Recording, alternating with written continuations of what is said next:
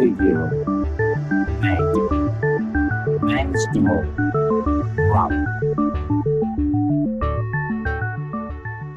Hola, ¿qué tal, amigas y amigos del software libre? Una nueva ocasión, esta edición número 20 de Compilando Podcast, para encontrarnos en el recién estrenado año y charlar durante alrededor de una hora de GNU Linux y software libre. Nuestro protagonista de la sección Algo Alguien será Javier Obregón, que desde Posadas, Misiones, Argentina, lleva años promoviendo el uso y capacitando en software y tecnologías libres, y está al frente del desarrollo de una de las más interesantes distribuciones de GNU Linux destinadas al mundo de la radio y por ende muy útil en el podcasting y la producción de sonido en general. Nos referimos a EtherTix GNU Linux, Get para los amigos. La sección La Noticia la dedicaremos a aquella que más veces hemos visto repetida en este comienzo de año y que ha sido la vulnerabilidad de prácticamente casi todos los procesadores que conocemos, que comenzó anunciada por la propia Intel después de que se conociese la existencia de dos exploits de nombre Meltdown y Spectre capaces de explotar esta vulnerabilidad y obtener privilegios e información sensible de los computadores asociados. De ello hablaremos con Alejandro López de Slimbook, desde donde el trabajo ha sido incesante para recopilar y distribuir soluciones hacia sus clientes. Con todo este código ya escrito, pasamos a compilar una nueva edición, la primera del año 2018 de Compilando Podcast.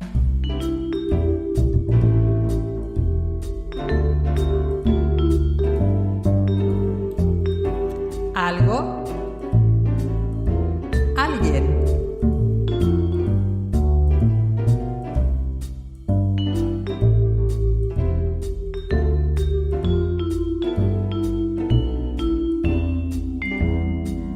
EtherTix GNU Linux es una distribución orientada a la producción sonora y automatización en radio, que por su cantidad de herramientas preinstaladas, Ardour, Cadence, Jack, Audacity, Rivendell, G-Radio, multitud de plugins preconfigurados, etc., y por su facilidad de gestión e instalación, es igualmente muy recomendable para su uso en podcasting y tratamiento de audio en general. Nace de un desarrollo privado que vira hacia el software libre en régimen cooperativo gracias al empeño y dedicación de un grupo de almas libres, apasionadas y apasionados por la radio, el sonido, el software y la libertad. Hoy en día es usada en cientos de emisoras libres y comunitarias que operan en América Latina y el Caribe, siendo por ejemplo abanderadas las radios enlazadas bajo el proyecto radioslibres.net, del que ya hablamos con su impulsor, Santiago García Gago, en el podcast 5 de Compilando Podcast sobre el proyecto y sus características, así como de la distro. Ya en su versión 8.5 y en desarrollo la versión 9, EtherTix GNU Linux no para de crecer e incorporar mejoras de las que hemos querido dar cuenta en este espacio, hablando con quien está al frente de la coordinación de su desarrollo. Es para nosotros un placer y un honor contar en esta edición con Javier Obregón. Hola Javier, ¿cómo estás? ¿Cómo estás? Un saludo grande desde acá, desde Argentina, desde Misiones para ser más precisos. Un saludo grande para vos y para todos los que nos escuchan. Javier, ¿qué es EtherTix GNU Linux? EtherTix hoy podemos decir que es una distribución, una de las tantas distribuciones del sistema operativo GNU que está pensado por y para gente de radio. Esa sería una definición básica de qué es hoy el EtherTix. ¿Quiénes forman el equipo de desarrollo de EtherTix GNU Linux? El desarrollo en sí de la distribución lo podemos dividir en varios grupos. En realidad no somos tantos, ¿sí? Somos poquitos. De la parte técnica, por así decirlo, del armado, de la elección de los paquetes o de los programas, por ahí lo trabajamos con un grupo de 20, 30 personas aproximadamente, un grupo más reducido de 10 personas a lo que le llamamos con cariño lo que es el kernel de la red. La red me refiero a la red de radios comunitarias y software libre. Con ello somos los que más se debate qué programas entran, qué programas salen, las versiones y todas esas cuestiones. De la parte técnica en sí, de la parte por ahí, por así decirlo, dura de la cuestión, me encargo yo de armar la ISO final. Y después en la parte de arte, por así decirlo, está el compañero Pablo López de Venezuela, es un uruguayo que está mucho tiempo viviendo en Venezuela, un amigazo. Después está Charles Escobar, que es el papá del G-Radio, que es el automatizador uno de los automatizadores que usamos en Ethertix. Bueno, y después toda la comunidad de la red, ¿no es cierto? ¿Y cómo se financia el desarrollo de la distribución? Ethertix no tiene una financiación real, por así decirla, al menos hoy por hoy, Paco. ¿El porqué de esto? Porque originalmente Ethertix viene a satisfacer la necesidad de una radio puntual aquí en mi ciudad, aquí en Posadas, en Misiones, FM El Libertador, una radio cooperativa, allá por el año 2006 aproximadamente, que empezamos la migración de la radio. Entonces, inicialmente Ethertix era lo que se conoce como un desarrollo privado de software libre. No es un desarrollo privativo, que son dos cosas distintas, sino era un desarrollo privado, era un desarrollo casi exclusivamente para la radio.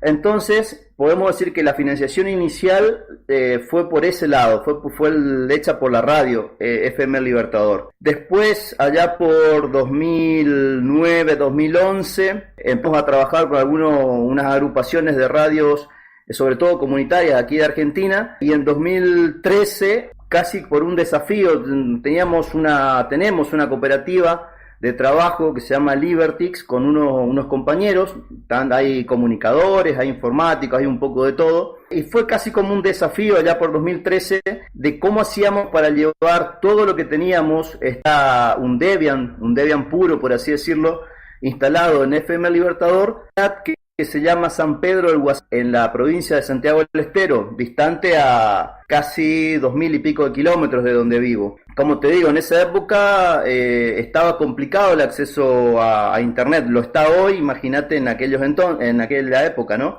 Entonces ahí surgió la necesidad de aprender cómo se hace una distribución, de ver cuáles son todas estas cuestiones.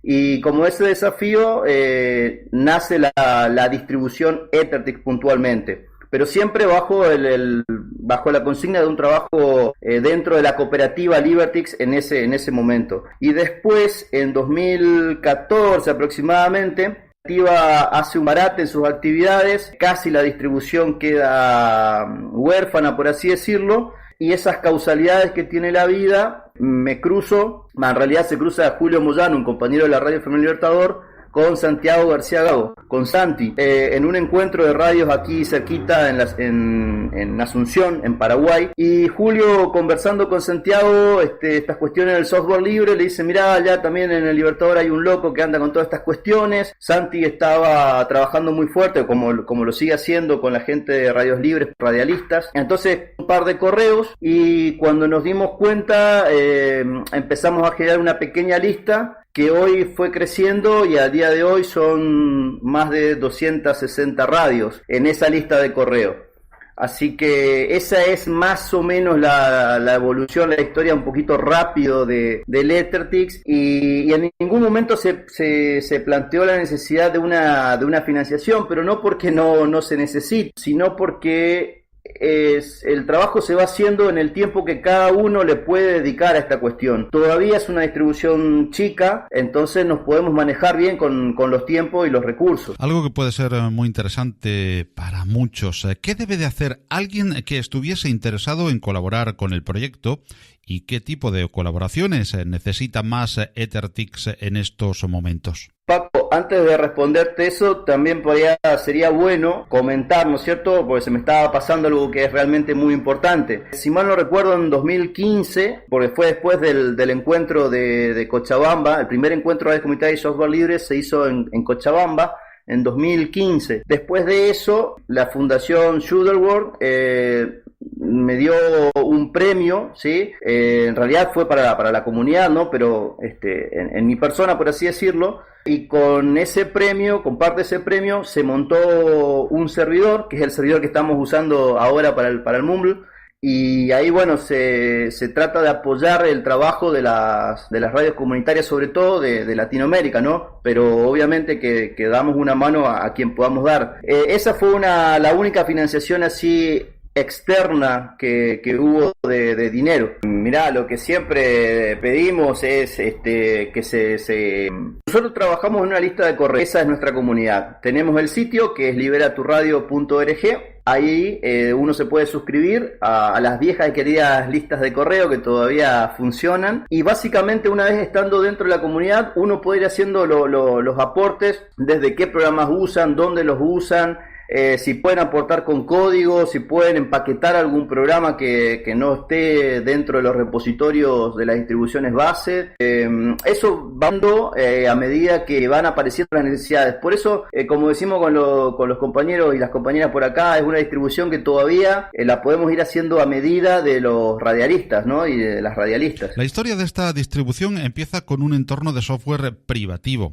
Pasa a software libre con base en Debian y recientemente cambia a Devuan. ¿Cómo va surgiendo la evolución de la distribución? ¿A qué se debe el cambio? Mi corazón es un corazón debianita de base. Yo lo poco mucho que puedo, que sé, digamos, de GNU Linux, lo aprendí de la mano de Debian, ¿sí? Entonces me identifico mucho con Debian como distribución. Y soy de ese grupo de administradores que no está de acuerdo, primero técnicamente con el tema del Systemd, y después en lo personal, y eso ya es una opinión personal, eso no lo puedo hacer parte de toda la comunidad, ¿no?, de Lettertix, es una opinión muy personal, de la forma en que entró el Systemd con las votaciones y toda la cuestión en Debian. Entonces la verdad que me bajoneó, como decimos por acá, mucho la forma en que fue tratado el tema. Y por eso, después de comentarlo a lo que llamamos el kernel que te comentaba hoy, el kernel de la red, todos los contras, decidimos optar por Devuan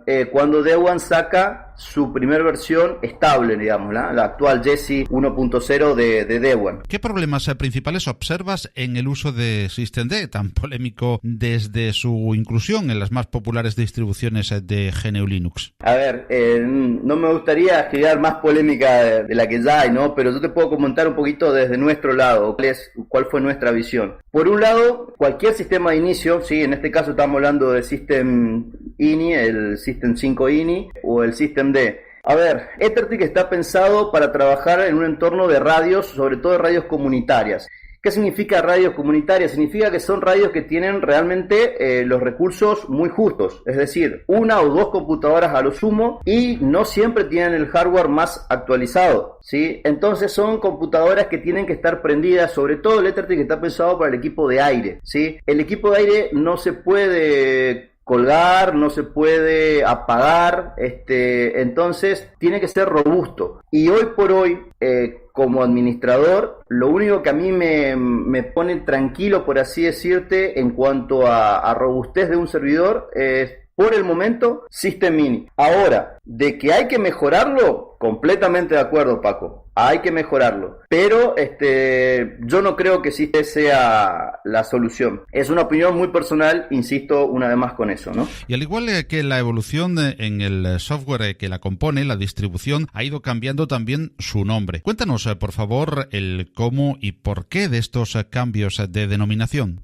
Nosotros dentro del kernel y en la comunidad a Lettertix, que por ahí es un nombre un poco largo, lo llamamos cariñosamente GET, G-E-T, porque antes era GNU Ethertix, pero desde hace un par de años venimos haciendo los trámites en la Free Software Foundation para ver si Ethertix puede estar dentro de la lista de distribuciones libres, ¿sí? Las instrucciones avaladas por la FCF. Y bueno, entre los correos, los distintos correos que hay que mandar, la verdad que es bastante largo, se está haciendo el tema, pero bueno, hay que hacerlo.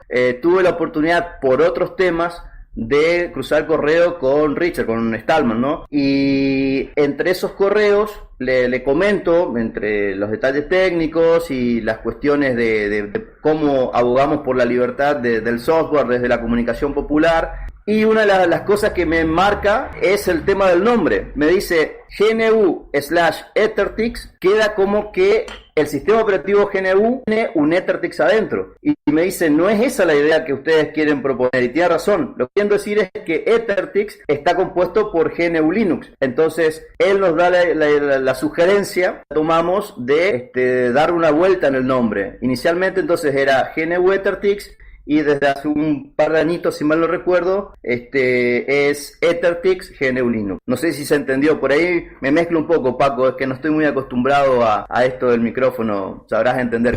Para nada, está más que perfecta tu exposición. ¿Qué software más destacado para el uso de una radio incluye EtherTix GNU Linux? A ver, en la parte de automatización de radio, por ejemplo, hoy por hoy hay dos preinstalados. Por un lado está uno que se llama Rivendell. Es un automatizador de radios enorme, que tiene como todo software, ¿no?, sus pros y sus contras. Maneja un motor de base de datos, un Maria o un MySQL, pero podés hacer de todo dentro de ese automatizador. Tiene una curva de implementación, una curva de aprendizaje quizás bastante más grande, ¿sí?, para alguien que viene de utilizar, por ejemplo, un SARA Radio, que es un programa muy, muy utilizado en la comunicación popular bajo plataformas privativas. Entonces, por ahí, del SARA al Rivendell hay un salto exponencial, pero las cosas que te permite hacer el Rivendell también son exponenciales. Y después, del otro lado, por así decirlo, tenemos una aplicación que se llama G-Radio. G-Radio yo lo conozco realmente hace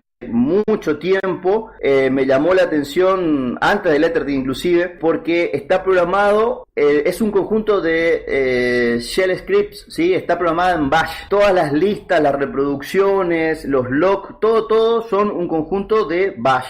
Ahora, no hace mucho tiempo, hace un par de añitos también, unos compañeros de kernel hicieron un entorno, una UI, un entorno gráfico para el G-Radio, y se está trabajando en eso. El radio está más pensado quizás para los que vienen de trabajar con un SARA o con un Radit, digamos, está más en esa escala, digamos, de automatizadores. Radit fue una aplicación que estuvo instalada en las primeras versiones del Ether, pero lamentablemente encontramos un problema en una de las licencias, la licencia de una librería que es justamente la que trata el sonido, que se contrapone con la GPL. Entonces nos vimos en la necesidad de retirar el Radit desde la distro, pero de todos modos quien quiera instalarlo puede hacer, digamos, ¿sí? Están los .deb por ahí, entonces se pueden o bajar directamente desde el sitio de Radit, ¿no es cierto? Y puede funcionar sin problema. Pero por ese motivo de esa licencia no pudo seguir estando Radit dentro de la distro. Eso en cuanto a automatizadores. Esos son los que vienen preinstalados, el Rivendell y el G-Radio. Después podés instalar cualquier automatizador o cualquier programa que como en cualquier distro, ¿no? O sea, eso no hay problema. Para el momento de edición de audio está el Ardour, la versión 5,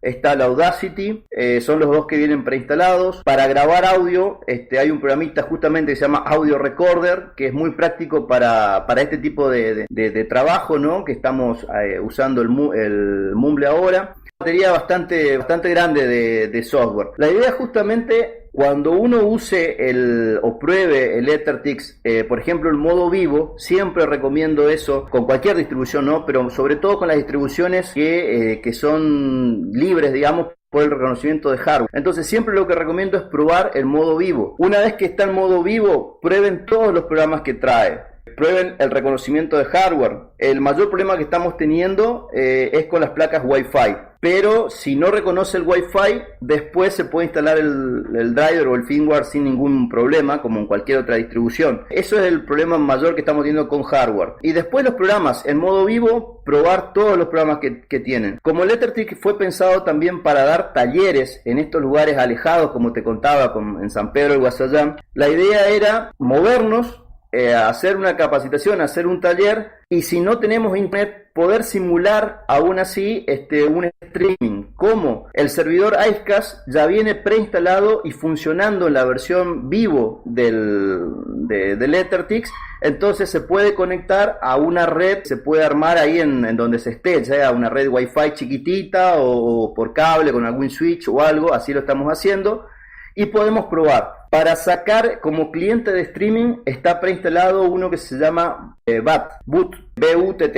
Realmente es un cliente muy práctico, que funciona muy bien. Las radios que están trabajando en estos momentos están sacando con el boot, así que hasta ahí te puedo decir. Y como complemento a la pregunta anterior, ¿qué software pensáis que aún falta y que estáis pensando incluir en un futuro próximo en la distro? Justamente ahora paramos un poquito, pero hace un mes por ahí estábamos tirando algunas cuestiones.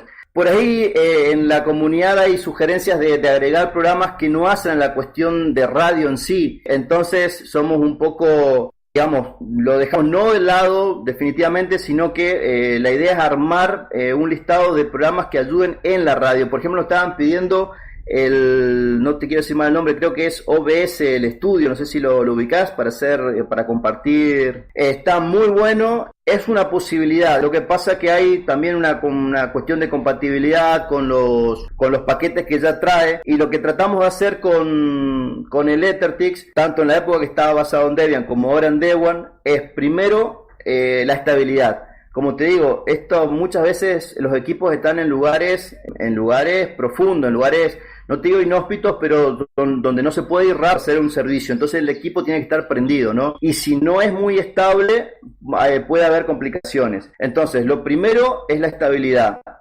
La estabilidad, ¿cómo la ganamos? Que los paquetes estén probados, ¿sí? Por eso nos basamos antes en Debian, ahora en Debian, y la versión estable. Pero para que, por ejemplo, esté el Ardor, para que, por ejemplo, esté el Cadence, que es para manejar el servidor Jack, tenemos que hacer lo que se llama apt pinning, ¿sí? Es una mezcla de repositorios. Y eso fue otra cosa que hubo que ir aprendiendo en la marcha, ¿no? Porque una cosa es cuando uno hace el pinning, la mezcla para su computadora, y otra cosa es cuando uno piensa en una distribución que uno no sabe qué hardware va a tener y muchos otros detalles, ¿no? Entonces, en el EtherTix tiene una base de Debian y tiene mezcla de varios repositorios, y hay que tratar de que todo funcione al unísono, ¿no?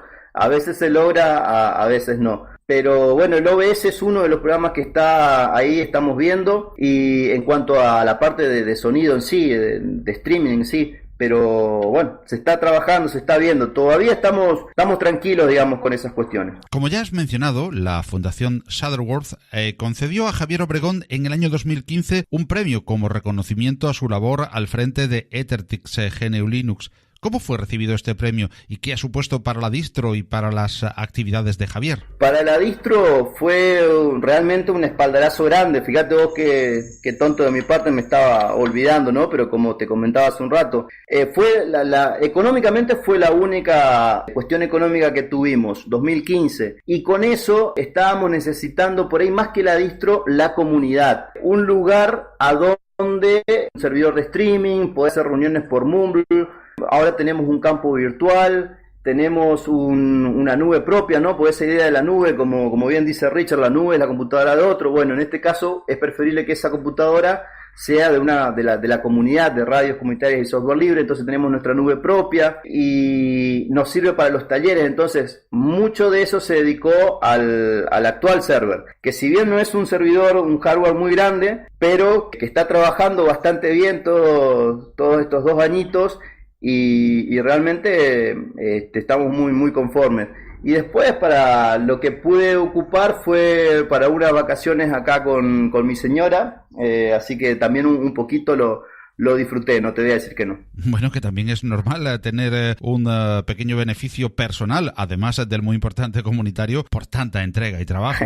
Sobre todo para la patrona, que es la que sufre todas las horas que uno le dedica a estas cuestiones, ¿no? Porque a veces, como a uno le gusta tanto lo que hace, la verdad que a veces seguro te pasará lo mismo, Paco, se nos va la vida en estas cuestiones, y por lo menos en lo personal, a veces ponía malas prioridades, ¿no? ¿Cómo se define una radio liberada? Uy, qué buena pregunta. Otra cosa que todavía estamos hablando, ¿no? Pero, a ver, yo te tengo que ser franco. Yo no me defino un Linuxero, si yo soy más del palo del software libre, lo define Stallman y la FSF. Entonces, para mí una radio libre, desde el punto de vista técnico, no necesariamente es una radio que use una distribución GNU Linux, ¿sí? Porque como bien sabemos, hay muchas distros muy buenas, pero por ahí no respetan la libertad como está propuesta en el paradigma de la FCF. Si yo te tengo que responder, una radio libre, desde mi punto de vista, sería una radio que trabaje con software libre. Ahora, ¿qué significa? Si una radio no tiene una distribución, entre comillas, 100% libre, ¿no sería libre? Una de las consignas que desde el 2015, desde el encuentro de Cochabamba, estamos armando con la red, es primero migrar cabezas y después migrar computadoras. Es siempre pensando en software libre. De nada sirve armar talleres, armar HackLab, todo y instalar solo las computadoras, porque después, si uno no entiende el por qué está usando esa tecnología, por qué está usando esos programas, uno no entiende la cuestión por ahí de base filosófica del software libre, el primer problema que hay, uno vuelve a la zona de confort. Entonces es como trabajo perdido. Entonces lo que tratamos de hacer es migrar las cabezas que entiendan el software libre, qué es lo que propone el software libre, y en función de ello empezar a trabajar con las herramientas técnicas. Entonces el Ethertic viene también a cubrir ese espacio. Nosotros preferimos armar una distribución que sea, honestamente, quizás un poco más compleja de instalar que una distribución más popular, porque no reconoce, como te decía, el Wi-Fi, pero eso te da la pregunta, si no sabes de software libre, te da la pregunta de ver, ¿por qué no funciona con la otra sí? Entonces, uno investiga, aprende y elige activar el driver o no del Wi-Fi, por ejemplo, ¿sí? Con otras plataformas, otras distribuciones, uno puede tener toda la buena intención de instalar software libre y se está instalando componentes que no son libres. Entonces nosotros tratamos de ser claros con esa cuestión. No decimos, por ahí no somos tan extremistas de que no usen directamente, ¿sí? Porque no se puede. Pero lo que sí es que por lo menos sea el usuario, la usuaria, quien tome la decisión de activar o no un repositorio non-free, de descargar un driver privativo, que no sea algún iluminado que hizo algo que funciona en todos lados. Yo como informático la verdad que no creo en esas cuestiones, y entonces prefiero que sea quizás un poquito más difícil en la instalación, pero que esa dificultad genere la inquietud de investigar, y de esa forma se va cambiando, se va migrando la cabeza hacia el software libre. ¿Cuántas radios aproximadamente han adoptado EtherTix GNU Linux como sistema operativo, Javier? No tengo, la verdad, estuve leyendo tus preguntas, inclusive pregunté a los compañeros y las compañeras del kernel, y no tenemos hecho un trabajo de ese tipo, pero sí recordamos que un compañero argentino, de origen argentino, pero que ahora está viviendo ahí por Vigo, había hecho un mapeo, así que los compañeros de Pies Negros, quizás ellos tengan algún mapeo más actualizado. Y gracias a esa pregunta, volvimos a reactivar la cuestión de hacer el mapeo aquí en Latinoamérica, Paco, así que esa te la debo para la próxima. Y Javier Obregón piensa que puede ser EtherTix también una buena distribución para podcasters. Podría ser. ¿En qué sentido? En que ya hay muchas herramientas preinstaladas. Entonces, en el tiempo que uno tomaría instalar una distribución de base y después ir poniendo, creo que puede ayudar. Honestamente, no fue pensado para eso, ¿no? Pero si tú lo pruebas y después me cuentas. Acá en Latinoamérica hay una comunidad de un podcast que se llama Radio Liberada. Ahí está Pablo, Alberto, grandes compañeros, y bueno, y ellos utilizan, pero nada, la verdad que no te sabría decir, no quiero vender algo que no es, Paco.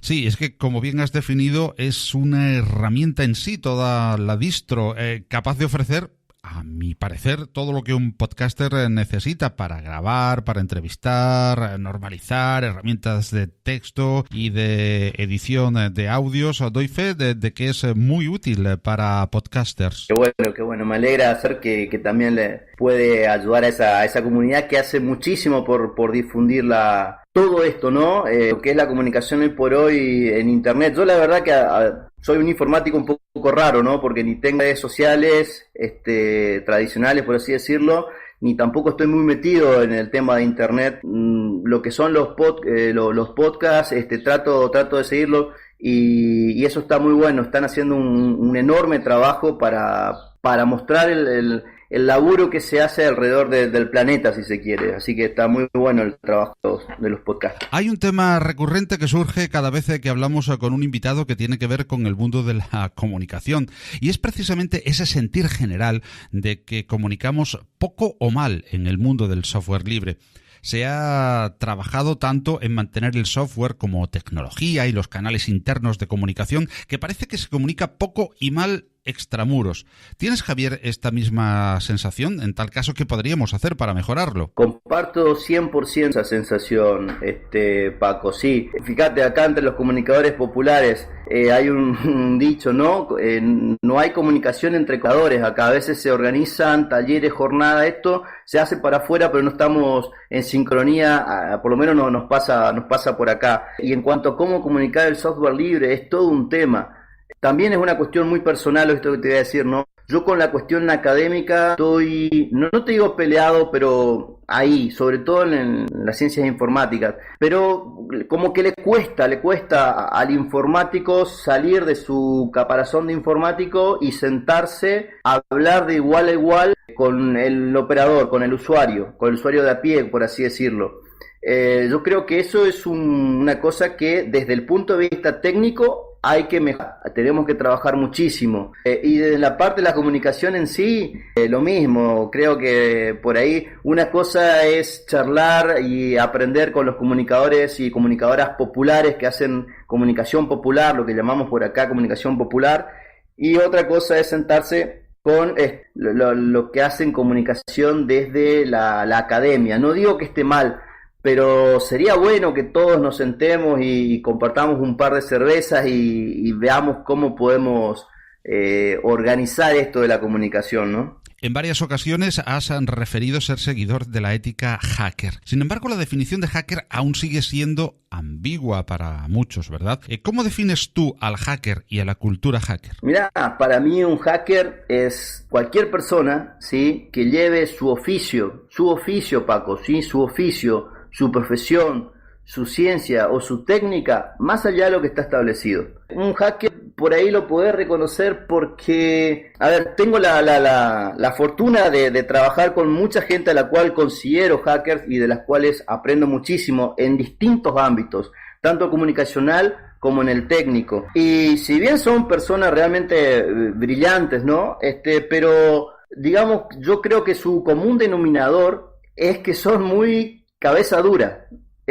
No le gusta quedarse con un problema, no duermen si tienen un problema, y son personas que pueden estar haciendo 4 cosas y de repente encontraron la solución para ese problema que tenían, y resolver ese problema es la máxima satisfacción que pueden tener. Y uno mira desde afuera y dice, pero ¿eso nomás? Sí, pero eso te da la satisfacción de resolver el problema. Para mí eso es un hacker. Los otros hackers que nos vendieron de las películas, esta cuestión de sacar contraseñas, andar robando, esas son cosas, no te voy a negar, son cosas divertidas para un administrador o para cualquier usuario, pero no son cosas de hackers. El hacker me parece que hace otras cosas mucho más lindas para todos, para la comunidad y para sí mismo. Muchas tecnologías open source y también de software libre se han impuesto como modelo de uso en el Internet de las cosas, en el cloud computing, en servidores, en los superordenadores, pero aún no se abre paso en las tecnologías móviles y con mucha dificultad en el escritorio. ¿Cómo ves el estado actual del software libre en cuanto a desarrollo y a uso o implantación, Javier? El software libre en cuanto a su uso, yo creo que un buen tiempo. Ojo, no soy un estudioso, lo digo simplemente como un administrador más de los tantos que hay, ¿no? Pero yo creo que hay un buen tiempo todavía donde software libre o por ahí las distribuciones lo vamos a ver solamente en servidores. No creo que todavía sea, como dicen por ahí, el año, todos los años son el año de Linux, entre comillas, ¿no? Yo creo que todavía lo que sí van a ser, o lo que son hoy, dispositivos embebidos, router, el trabajo que está haciendo la gente de LibreMesh, por ejemplo, con los firmware para redes mesh, creo que ahí puede ir. En hardware muy puntual me parece que está interesante. En algunos teléfonos ahora hay un trabajo, pero, o sea, a eso me refiero, hay mucho trabajo por hacer. no creo que vayamos a tener una explosión en poco tiempo. Una explosión de masividad me refiero, ¿no? Y por último, una curiosidad que siempre tenemos los seguidores del software libre cuando nos encontramos charlando de estos temas, y es el uso de escritorios y de distribuciones. Ya imagino que usas, además de desarrollar EtherTix GNU Linux, pero ¿tienes alguna otra distribución de cabecera y en qué escritorio? Sí, básicamente en las compus de casa está el EtherTix instalado, pero a ver, como escritorio en mi computadora yo no uso el XFCE que viene predeterminado en EtherTix. Me gusta el OpenBox, uso OpenBox y con algunas herramientitas livianas como el Conky como monitor de recursos y el XFCE Panel como para tener el menucito y parar de contar. Es una cuestión muy personal. Y por ahí para que mi hijo no toque tanto mi compu también, ¿no? Pero después, qué sé yo, en la computadora de mi señora está el XFCE instalado, así como viene. Mi hijo creo que le instaló el Mate en su computadora. Y después, a la hora de trabajar, te digo que en los servidores que me toca administrar desde hace un buen tiempo, opté por Debian en los mismos servidores y no tengo problemas. Inclusive las PCs en las estaciones de trabajo también se migró a Debian, y estamos hablando de infraestructuras que tienen mucho tiempo, ya casi 7 años fácilmente trabajando, ¿no? Un placer y un honor tenerte con nosotros, Javier Obregón, a la cabeza del desarrollo de EtherTix GNU Linux. Gracias por haber estado aquí y gracias por el enorme trabajo de esa gran distro para la comunidad. Un abrazo libre, Javier, y feliz recién estrenado año 2018. El placer, el honor realmente fue mío, Paco, cuando el compañero Santi me comentó que te ibas a comunicar conmigo. La verdad que fue una alegría muy grande. Nada, agradecerte por este tiempo que dedicás a la distro, que le dedicás a la comunidad de radios comunitarias y software libre. Y sí, ojalá que me des la oportunidad de volver a estar en algún momento, y voy a mejorar mi forma de comunicación, te prometo, Paco. Te mando un fraterno y sobre todo caluroso abrazo, hermano, desde acá, desde Paz Misiones. Y un gran año para vos, tu familia y para todos los que escuchan el podcast. Contra el trabajo infantil, escuelas y maestros. Contra la falta de agua potable, pozos y fuentes. Contra el hambre y la exclusión, justicia y solidaridad. Contra la pobreza, manos unidas.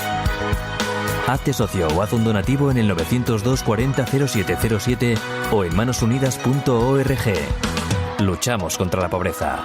¿Te apuntas?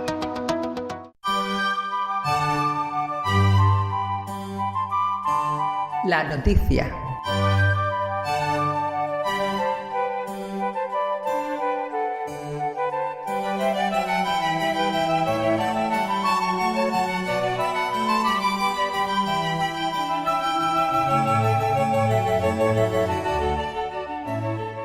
El principio de este año 2018 sigue siendo, desgraciadamente, igual que acabase el 2017, un periodo de sobresaltos en lo que a la seguridad informática se refiere. Ya hablábamos con Yaiza Rubio en la edición anterior de Compilando Podcast de las muchas vulnerabilidades detectadas en el pasado 2017, y recién comenzado el nuevo año nos desayunamos con la vulnerabilidad primeramente publicada por Intel, pero que parece afectar a la gran mayoría de todos los procesadores de esta marca, así como los de AMD e incluso ARM fabricados en la última década. La vulnerabilidad fue hecha pública tras la detección de 2 exploits, al menos, que pueden aprovecharla para extraer información de las computadoras afectadas, de nombres Meltdown y Spectre. Hemos querido charlar con Alejandro López del prestigioso ensamblador español de PCs Slimbook, que están trabajando para ofrecer en su foro una completa información sobre el particular y que nos ha dejado también 2 estupendos audios en el canal de Kill Radio de Telegram sobre el particular.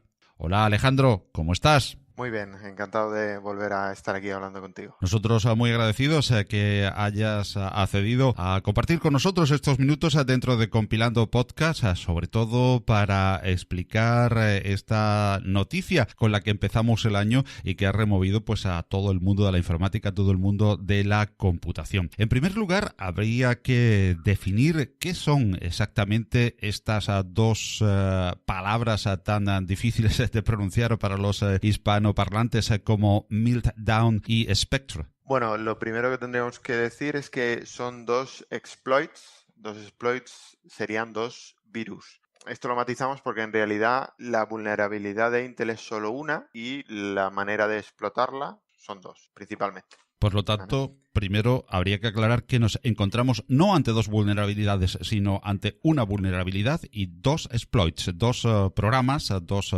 virus, entre comillas, que se encargan de explotar en beneficio del ciberdelincuente, pues esa única vulnerabilidad, ¿verdad? Verdad, Paco, así es.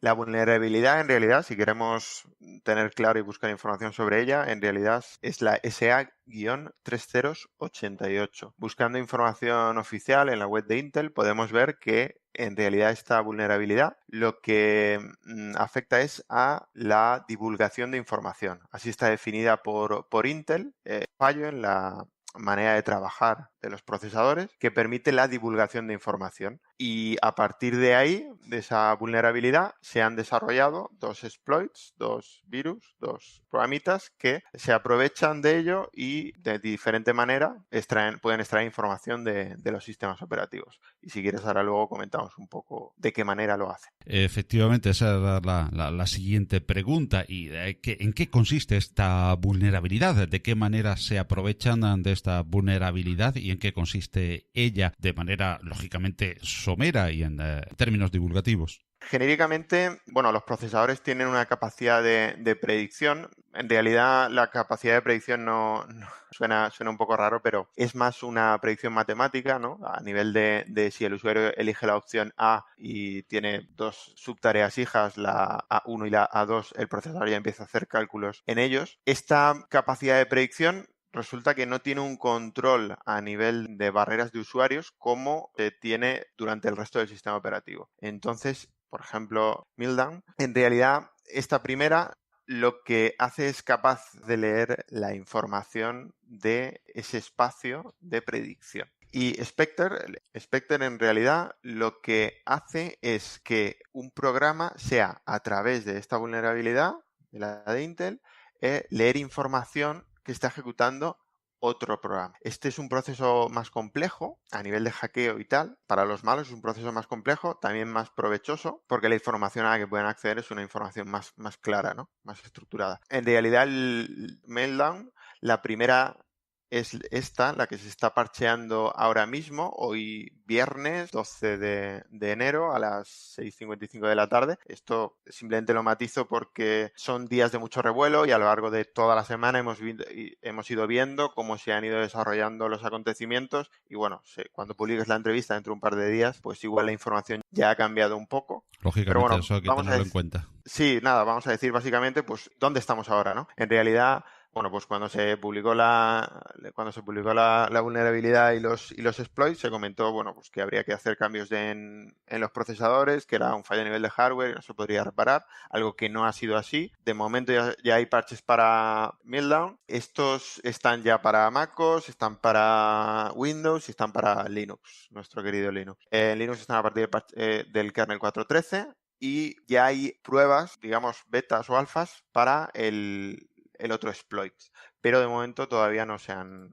publicado. Viernes hoy por la tarde. Por lo tanto, entiendo y deducimos de tus palabras que los usuarios de a pie, nuestra solución para estar protegidos, por lo menos del primer exploit, no de toda la vulnerabilidad, porque el segundo conocido también, lógicamente puede haber otros desconocidos del segundo conocido como es Spectre. De momento no tenemos una solución clara, pero por lo menos para estar protegidos del primero, la única solución que tenemos a mano es actualizar. Correcto, actualizar los sistemas operativos. De hecho, bueno, pues hace día y pocas horas se publicó el kernel 4.13, 26 horas o por ahí, y bueno, ya lo han recibido muchas actualizaciones. Bueno, ya han recibido las actualizaciones muchos sistemas operativos, muchas derivadas de Ubuntu y de otras distribuciones de Linux. Y bueno, la verdad es que las primeras horas son muy moviditas en ese sentido, porque bueno, es un cambio importante en la manera de trabajar del kernel y se han detectado y se nos han reportado, por ejemplo, a nosotros, muchos clientes que las máquinas virtuales dejaban de funcionarles. Ayer se publicó, hace 20 y pico horas, se publicó el kernel 4.13. Esta mañana ya teníamos notificaciones a primera hora de la mañana de que habían clientes a los que las máquinas virtuales no les funcionaban, las de VMware y las de VirtualBox. Y bueno, pasa lo mismo que cuando se anunciaron estos exploits, que bueno, no sé si eran las 4 o las 6 de la mañana y nosotros a las 8 ya teníamos el primer correo del primer cliente avisando y diciendo, oye, ¿habéis visto esto? Es un fallo en los portátiles, ¿se podrá arreglar? ¿Cómo se podrá arreglar? ¿Cómo no? La verdad es que tenemos un trato directo con los clientes y la información fluye muchísimo, viene a través del foro, del correo del SAT o de las redes sociales. Enseguida ellos nos están avisando y nosotros les estamos avisando a ellos. Lo mejor, como bien decías, es actualizar. El kernel 4.13 hoy, ahora mismo por la tarde, está desde ayer, y lo que pasa es que presenta problemas con VMware y con VirtualBox. La solución la hemos publicado hace media hora, de hecho he llegado un poquito tarde a la grabación por ello, porque es instalar manualmente el kernel 4.14. En nuestro foro hemos puesto el aviso del fallo y cómo corregirlo, y bueno, también lo hemos puesto en Twitter como el link a cómo actualizarse manualmente al kernel 4.14 para poder seguir usando tus máquinas virtuales. Es muy de agradecer por parte de Slimbook esa preocupación rápida con todos sus usuarios, informándoles de la vulnerabilidad, de los exploits y de la manera más rápida de corregirlos hasta ahora, sin ser un problema directo de Slimbook, sino de los procesadores que hay en sus equipos, que no son de directa responsabilidad. Una fórmula muy de agradecer de Slimbook y una preocupación muy lógica de los clientes, que también tienen una preocupación importante. Todos, no me refiero no solo a los Slimbook, sino todos en general, usuarios de procesadores Intel, sobre todo, de donde partió la noticia. Ahora parece que también afectan a AMD y los ARM incluso, porque parece que los parches que puedan ir surgiendo y que puedan ir corrigiendo esta vulnerabilidad y sus exploits asociados, pues ralenticen sus máquinas. ¿Qué hay de verdad y qué hay de mito en esto? Porque parece que se dieron unas cifras muy alarmantes que se van corrigiendo poco a poco. Sí, la verdad es que hablaban de un 30 y pico por ciento al principio, de hasta un 35% de pérdida de rendimiento, y bueno, esto no está siendo así. Intel ya ha publicado datos. De hecho, bueno, invito a los usuarios que quieran verificar esta información, pues a la web Shataka, por ejemplo, ¿no? Javier Pastor, un gran comunicador también en este caso, pues publicaba hace un par de horitas datos directos de Intel en los que se evalúa que la caída de rendimiento está en torno al 10% en la mayoría de los casos, no ese 30 y pico por ciento que se hablaba al principio. Depende un poco pues también de tipo de procesador, la generación de la que estemos hablando y tal. Hay una tabla explicativa, pero en la mayoría de los casos la pérdida está en 8, 10%, etc. Y algo que preocupará también muchísimo a todos los usuarios de, creo que así prácticamente por las noticias que nos llegan de cualquier tipo de procesador, porque a cualquiera parece que puede afectar esta vulnerabilidad que al principio se publicó por parte de Intel, pues es si yo estoy o no estoy afectado. Lo primero que habría que decir, creo, Alejandro, desmiéntenos si no, de que sí puedes saber si tienes la vulnerabilidad, pero de momento no hay nada que nos pueda hacer indicar o que nos pueda hacer rastrear si han aprovechado esos exploits en nuestros equipos, ¿verdad? Bueno, sí, efectivamente. Tú puedes comprobar que si tienes la vulnerabilidad, que la vas a tener seguramente, como casi todo el mundo, casi todos los procesadores, pero de momento no hay una herramienta para seguir el rastro de si la han usado contigo. Ya veremos en los próximos días hacia dónde se mueve este tema. Por lo tanto, en principio, la respuesta es información, tranquilidad y actualizar, ¿no? Sí, la verdad es que sí. En ese sentido, la gente tiene que estar tranquila. Evidentemente es un caso alarmante, ¿no? Ha sido una noticia bastante alarmante, pero siempre hay gente detrás que se está poniendo las pilas. En este caso, este tipo de actualizaciones vienen desde el kernel de los distintos sistemas operativos, en nuestro caso Linux, y están trabajando muy bien. Sí que es cierto, pues que así como cosas anecdóticas y por estar un poquito más al día de información, bueno, pues como bien se publicaba, leíamos publicamos hace también unas horas, creo que esta mañana en Muy Linux, y está verificado por Linux Foundation, lo que es el parche en las versiones 4.4 del kernel causa bloqueos. Eso estamos hablando de Linux, ¿no? Por informar un poquito más a la gente. En la versión 4.4 del kernel el parche causa bloqueos. Ojo, sería mejor saltar de la versión 4.4. ¿Cómo podríamos hacerlo? Bueno, hay muchos tutoriales por internet. También nosotros los tenemos en nuestra web del Slimbook, de cómo actualizar el kernel para saltar de la 4.4. El kernel 4.4 es el que nos encontramos nada más instalar la última LTS de Ubuntu, pero lo podemos actualizar muy, muy fácilmente. Luego, más información que se ha publicado, y aunque esto no toque a Linux, simplemente para que lo sepamos también. En realidad, Windows ha reconocido, y Intel también, que en muchos casos el parche hace que el ordenador a veces se bloquee o se reinicie. Estas son las primeras horas, y por decir que no solo hemos detectado problemas que en Linux, no solo nos pasa a nosotros, Microsoft también está confirmando que el parche está haciendo que muchos ordenadores se bloqueen en sí, y así, por estar más informados, pocas cosas me vienen ahora mismo a la mente de esto. Precisamente, pues para concluir ya, queremos darte las gracias por habernos dedicado este tiempo cuando estáis trabajando muy duro para darle toda la información a través de vuestro foro a vuestros clientes directamente. Agradecemos que nos hayas dedicado estos minutos, Alejandro. Y para terminar, pues eso, los clientes de Slimbook y en general ya cualquier usuario, ¿qué fuentes de información podemos tener? Puesto que de momento esta vulnerabilidad pues se sabe que está siendo aprovechada o que ha podido ser aprovechada por Meltdown y Spectre en cuanto a los dos exploits conocidos, pero puede que sigan saliendo, y sobre todo van a seguir saliendo parches porque Spectre todavía no está demasiado parcheado, prácticamente nada, así que la información va a fluir en los próximos días. ¿Dónde podemos acudir? Tanto los clientes de Slimbook como los en general usuarios de GNU Linux en nuestro caso, para estar al día, para saber cómo actuar y para estar más protegidos. Bueno, Paco, pues en realidad hay mucha información, puede venir de muchos medios y a veces viene un poco liosa. Lo interesante es poder contrastarla. En cuanto a medios, por ejemplo, en inglés, por ejemplo, MyGod Ubuntu o MG Ubuntu está siempre muy al día, están muy conectados y enviando mucha información, pero lo interesante es sobre todo poder contrastarla. En español, por ejemplo, como bien te decía antes, Javier Pastor desde Shataka está actualizando los artículos,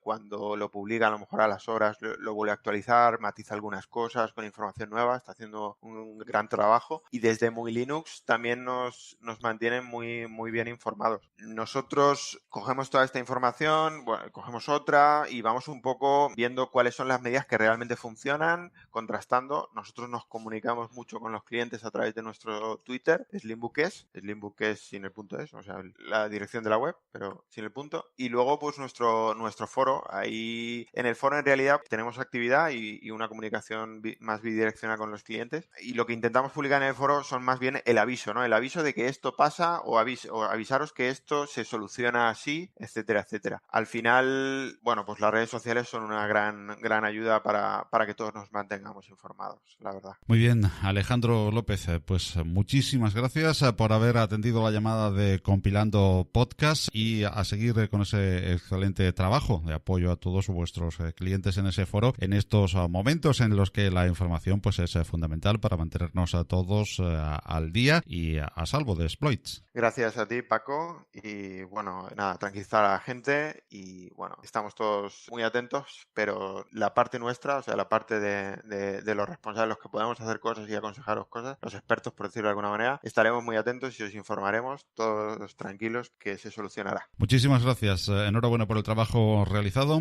y un abrazo. Gracias, Alejandro. Gracias, un abrazo. ¿Te pongo merluza? La tengo muy buena. Sí, ponme unos filetes para rebozar y cuarto y mitad para tirar a la basura. Cada año desperdiciamos el 35% del pescado que capturamos. Mientras, 800 millones de personas pasan hambre. El mundo no necesita más comida, necesita más gente comprometida. En Manos Unidas apoyamos proyectos contra el hambre en 60 países. Comprométete. Llama al 900-811-888.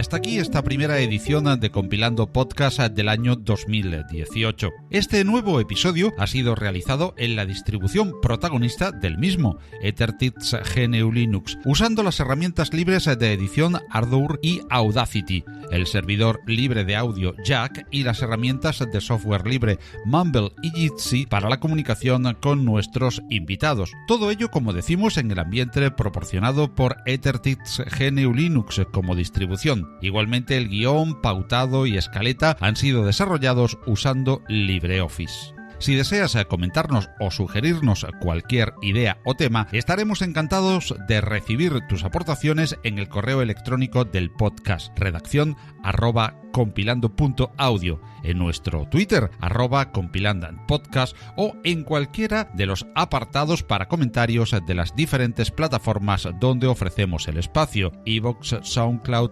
iTunes, audios de YouTube o como principal fuente de distribución nuestro propio sitio compilando.audio.